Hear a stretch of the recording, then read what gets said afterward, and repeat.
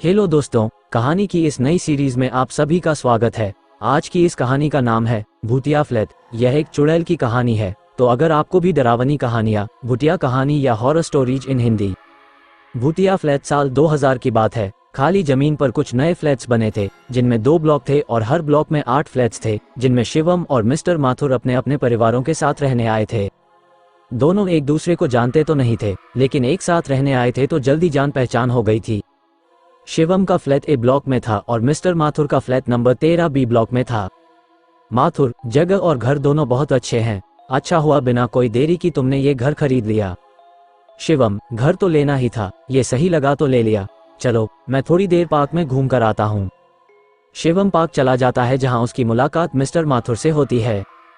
शिवम, अरे मिस्टर माथुर, क्या हाल है आपके और घर में सब कैसे है? माथुर, सब ठीक है, आप बताइए।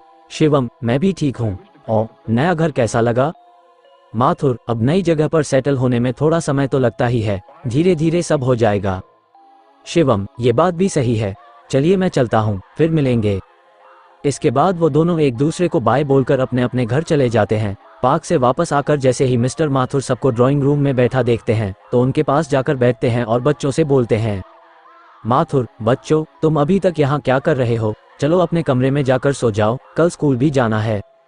बेटा, पर पापा आपने अभी तक नहीं बताया कि जब से हम इस नए घर में आए हैं तब से बस एक दिन अपने कमरे में सोने के बाद से आप दोनों यहाँ ड्राइंग रूम में क्यों सोते हैं?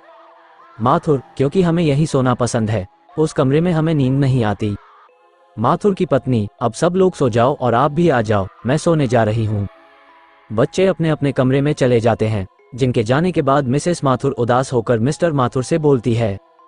मिसेस माथुर, अपना घर मिल गया, सोचकर बहुत खुश हुई थी, लेकिन क्या पता था कि भगवान को वो खुशी मंजूरी नहीं थी। ऐसे कब तक बच्चों से झूठ बोलते रहेंगे? मिस्टर माथुर, अभी नए नए यहाँ आए हैं, इतनी जल्दी घर बेचेंगे तो सब घर खरीदने से पहले 1000 सवाल करेंगे। थोड़ा समय रुकते हैं, फिर इसे बेचकर यहाँ से चले जाएंगे। इसी तरह देखते ही देखते 2 साल बीत जाते हैं, लेकिन मिस्टर माथुर अभी भी उस घर में रह रहे होते हैं। शिवम और उसका परिवार बहुत खुश होते हैं, लेकिन मिस्टर माथुर अब पहले जैसी खुश नहीं रहते। वो परेशान और चुपचाप रहने लगते हैं, जिसे देखकर सबको बहुत अजीब लगता है। और फिर एक दिन मिस्टर माथुर अपना घर खाली करके वहां से जाने लगते हैं। शिवम, मिस्टर माथुर, क्या आप घर बेच रहे हैं? मिस्टर माथुर, हाँ, बस कहीं दूसरी जगह अच्छा घर मिल गया है, इसलिए ये बेचकर वहीं जा रहे हैं। इसके बाद मिस्टर माथुर का पूरा परिवार वहां से चला जाता है। अगले दिन फ्लैट नंबर 13 का नया मालिक कुछ किराएदारों के साथ वहां आता है और उस फ्लैट को किराए पर चढ़ा देता है। कुछ दिनों बाद वो नए किराएदार वहां रहने आते हैं, लेकिन एक ही हफ्ते में वो उस फ्लैट को खाली करके चले जाते हैं। ये सिलसिला कुछ महीनों तक चलता रहता है, जिससे उसका मालिक बहुत परेशान हो जाता है। मकान मालिक, अब समझ आया, ये मिस्टर माथुर एक ही बार में डील फिक्स करके मुझे ये फ्लैट बेचकर जल्दी जल्दी यहाँ से क्यों चले गए? यहाँ तो कोई रुकने को भी तैयार नहीं और इस समय इस फ्लैट की अच्छी कीमत भी नहीं मिलेगी जो इसे बेच दूं। क्या करूं? फ्लैट नंबर 13 का नया मालिक ये सब सोच ही रहा होता है, तभी राज नाम का एक लड़का अपने 3 दोस्तों जस्सी, सुशांत और परमीत के साथ वहां आता है। राज, सर, हमें रहने के लिए एक फ्लैट चाहिए, लेकिन हम 4 लड़के ही हैं, कोई परिवार नहीं है, क्या हमें कहीं कोई अच्छा फ्लैट मिल सकता है? राज की बात सुनकर फ्लैट का नया मालिक खुश हो जाता है और उन्हें फ्लैट नंबर 13 किराए पर देने के बारे में सोचता है।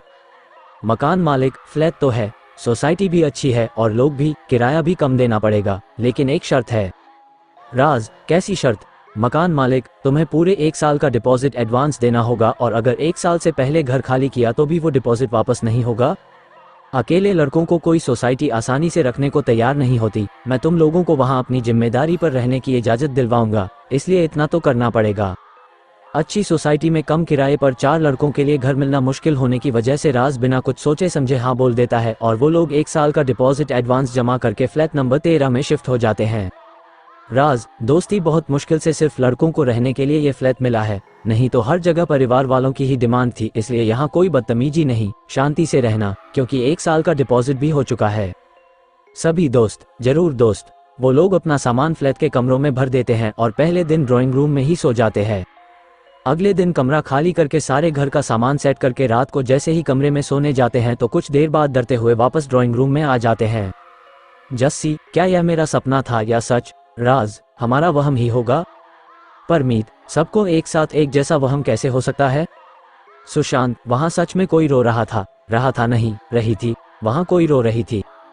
परमीत, मैं वापस उस कमरे में नहीं जाऊंगा, मैं इस घर में ही नहीं रहूंगा।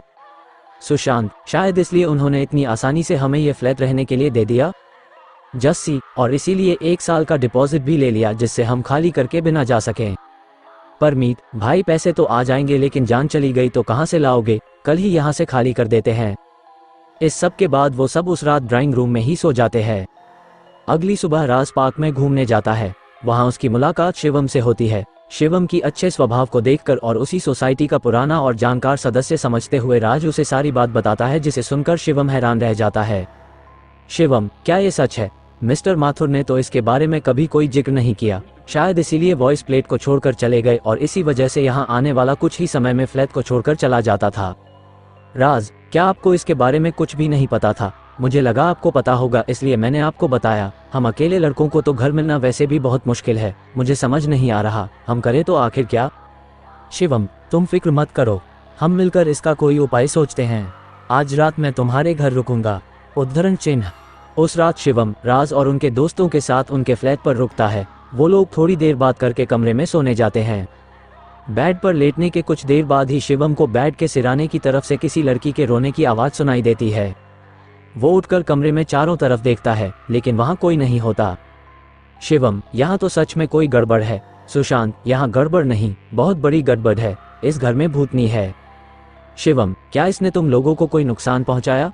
सुशांत, नुकसान तो कोई नहीं पहुँचाया, लेकिन दिन हो या रात हम इस कमरे में बैठ नहीं सकते। जैसे ही हम बेड पर लेटते हैं तभी रोने की आवाज़ शुरू हो जाती है।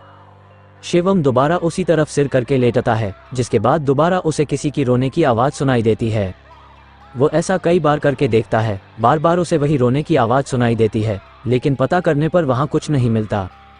शिवम, लगता है ये भूत हिंसक नहीं है, इसलिए मेरे बार बार परेशान करने पर भी इसने मुझ पर हमला नहीं किया। सुशांत, हिंसक हो या नहीं, हमें इससे परेशानी तो हो ही रही है। शिवम, चलो आज फिर ड्राइंग रूम में ही सोते हैं, आज इसका इलाज ढूंढते हैं। अगली सुबह शिवम फ्लैट बनाने वाले बिल्डर के पास जाता है और उसे सारी बात बताता है, जिसे सुनकर बिल्डर शिवम से माफ़ी मांगते हुए उसी फ्लैट नंबर 13 का सच बताता है।